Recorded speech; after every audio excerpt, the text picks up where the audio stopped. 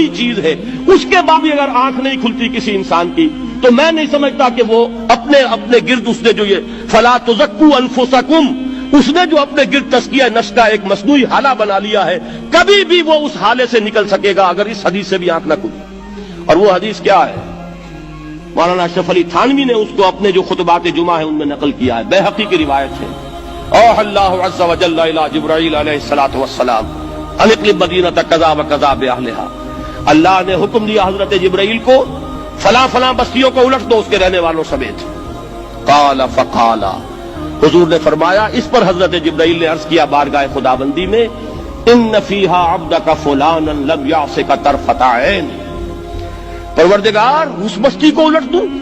اس میں تو تیرا فلاں بندہ بھی ہے جس نے کبھی پلک جھپکنے جتنی دیر بھی معصیت میں بسر نہیں کی۔ اب آپ اندازہ کیجئے، یہ جو ہے نا اپنے آپ کو رگڑنا اور مانجنا اور پوری زندگی رگڑنے میں اور مانجنے میں لگا دینا، ہم بعض بزرگوں کے تذکرے میں سنتے ہیں اتنے اللہ والے تھے کہ ان کا گھوڑا بھی کوئی مشکوک دانہ نہیں کھاتا تھا، اور وہ خود جو ہے وہ انگریز کی عدالت میں بیٹھے ہوئے اور انگریز کی نوکری کر رہے تھے، طاغوت کی چاکری کر رہے ہیں، انگریز کی ملازمت کر رہے ہیں، انگریز کے قانون کی تنفیذ کے اندر اعلی کار بن رہے ہیں، لیکن ذاتی تقویٰ اور ذاتی نیکی اور ذاتی للہیت جو ہے اس کا معیار یہ ہے کہ ان کا گھوڑا بھی مشکوک چارہ اور مشکوک کھانا نہیں کھا سکتا۔ یہ ہے وہ عدم توازن، اس کو نوٹ کیجئے گا، جس کو کہ اس حدیث میں محمد الرسول اللہ صلی اللہ علیہ وسلم نے واضح کر دیا کہ حضرت جبرائیل عرض کرتے ہیں کہ اللہ فلاں بستی کو الٹ دوں، اس میں تو تیرا فلاں بندہ بھی ہے جس نے پلک جھپکنے جتنی دیر بھی معصیت میں بسر نہیں کی۔ ذاتی نیکی کا اب اس سے اونچا کوئی مقام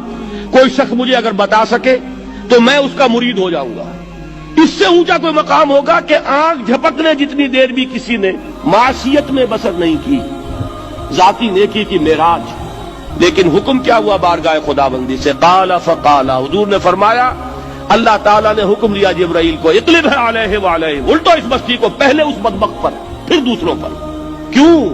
فإن وجهه لم يتمعر في ساعة قط، اس لیے کہ اس کا چہرہ کبھی میری غیرت میں سرخ نہیں ہوا، اس چہرے کا رنگ نہیں بدلا۔ بے غیرت انسان، بدیاں پھیلتی رہیں، میرے دین کو روندا جاتا رہا، میری شریعت کی دھجیاں بگڑتی رہیں،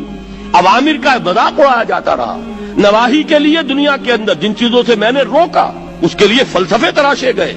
اور یہ لگا رہا مست رکھو ذکر و فکر صبح گاہی میں اسے، یہ سوائے ذاتی اپنے اس اصلاح کے اور ذاتی تقویٰ کے اور ذاتی نیکی کے اور ذاتی عبادت گزاری کے یہ میدان میں نہیں آیا، اس کا خون نہیں کھولا کبھی، اس کے چہرے کا رنگ متغیر نہیں ہوا، لہذا یہ دوہرا مجرم ہے۔ یہ ہے وہ تصور جو یہاں پر نوٹ کیجئے۔ ہاں، اس کے یہ معنی بھی نہیں ہے کہ نماز بھی نہیں پڑھ رہے، روزہ بھی نہیں رکھ رہے، اقامت دین کے کارکن ہیں، فرض نماز آ گئی ہے